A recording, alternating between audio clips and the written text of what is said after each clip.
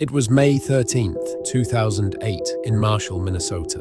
For 19-year-old Brandon Swanson, the school year was finally over. To celebrate the end of the semester, Brandon and his friends from Minnesota West College headed to a party in Canby. The air was filled with laughter and the promise of a long summer ahead.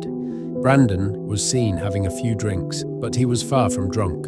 As midnight approached, Brandon said goodbye to his friends. He had a 30-mile drive back home to Marshall. He slid into his white Chevrolet Lumina, the engine humming to life on the quiet country road. The journey was dark, the roads were unfamiliar, and the fields of rural Minnesota stretched out endlessly. Just before 2 a.m., a terrifying sound echoed through the vehicle. The car jolted violently. Brandon's car was stuck, its wheels lodged in a ditch. Shaken but unhurt, he knew he needed help. He pulled out his cell phone. His first and only call was to the people he trusted most, his parents. "I've driven into a ditch," he told them. "I'm okay, but I need you to come get me near Lindy." Brian and Annette Swanson didn't hesitate. They jumped into their pickup truck and raced into the night. Brandon stayed on the line, trying to guide them. "Flash your lights," he said. "I'll flash mine so you can see me." But his parents saw nothing. No flashing lights, no sign of their son's car. They were searching in the wrong place. Brandon, growing impatient, told his dad he could see the lights of a town. He believed it was Lind, just a short walk away. "I'm going to walk towards the lights," he declared. "Meet me at the parking lot of the bar in town." Against his better judgment, Brian agreed. "Be careful, son," he said, and turned the truck towards Lind. For the next 47 minutes, Brandon walked and talked with his father, describing fences and the sound of rushing water. He was lost, disoriented. But the sound of his dad's voice was a comforting anchor in the overwhelming darkness.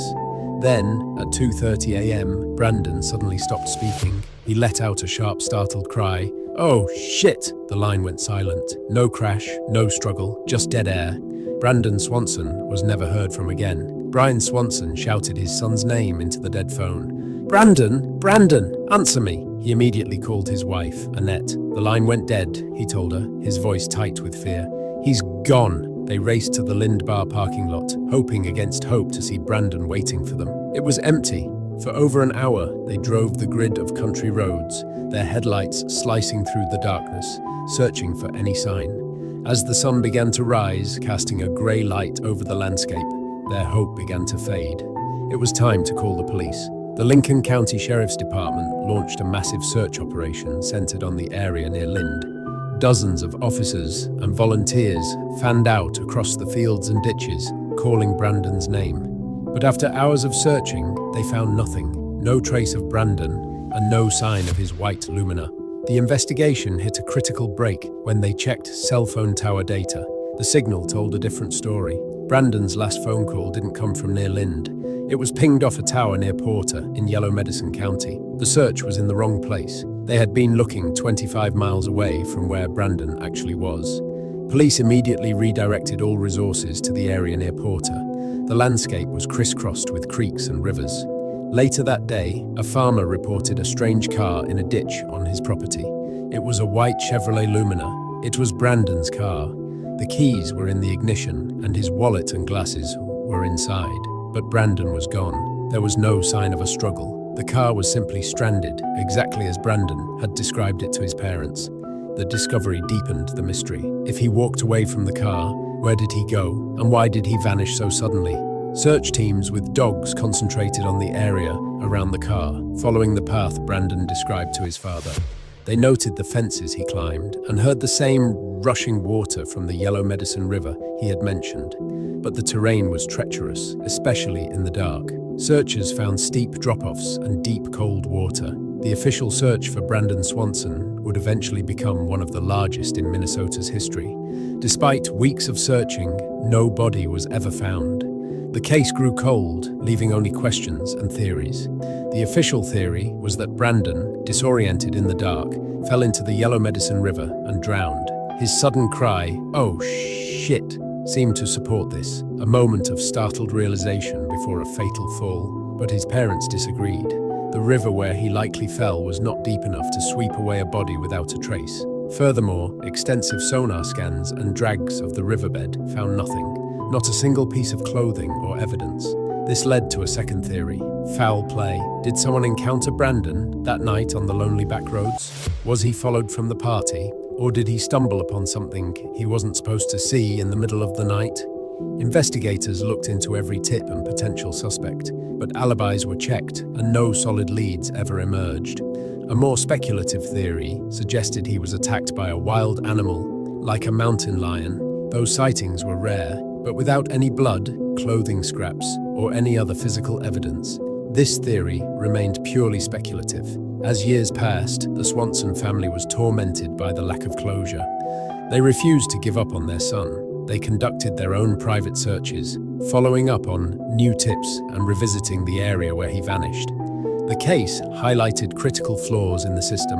The 47-minute conversation was with his dad, not 911. There was no way for police to quickly trace the location of a cell phone call from a worried parent. Out of their tragedy, the Swanson family channeled their grief into action. They fought for change. They advocated for Brandon's Law, legislation to empower police to act immediately on missing persons reports. The law aimed to prevent other families from experiencing the same devastating delays they had faced. Brandon's story became a cautionary tale, a haunting mystery discussed in online forums and true crime documentaries. His case remains officially open, a cold case file that is revisited with every new tip or technological advance. For his family and the community, Brandon Swanson is not just a case. He is a son, a friend, who never came home. Over a decade later, the case was reopened, with investigators taking a fresh look at every single piece of evidence. They employed new technology, reanalyzing the cell phone data with more advanced software and mapping techniques.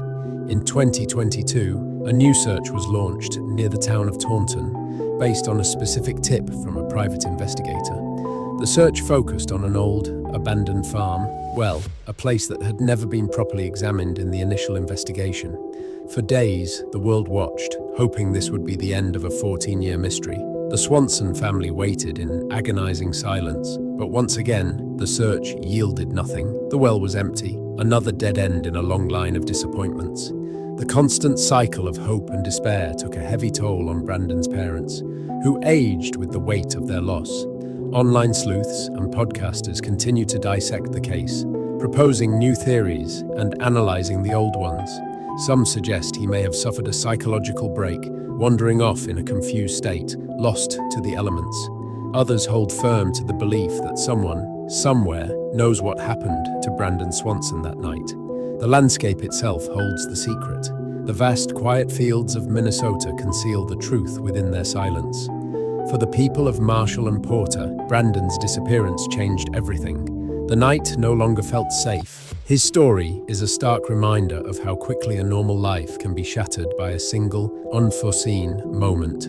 Brandon's Law stands as his legacy, a testament to his parents' love and their fight to prevent others from suffering. But for his family, the greatest legacy is the memory of the bright, young man with his whole life ahead of him. They remember his laughter, his dreams, and the future that was so cruelly stolen from him on a dark May night.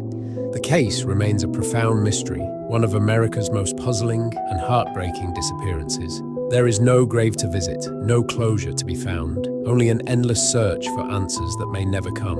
Until the land gives up its secret, Brandon Swanson remains a missing son, forever lost on the prairie. His story is not over. It waits for an ending, for the day the truth is finally brought into the light.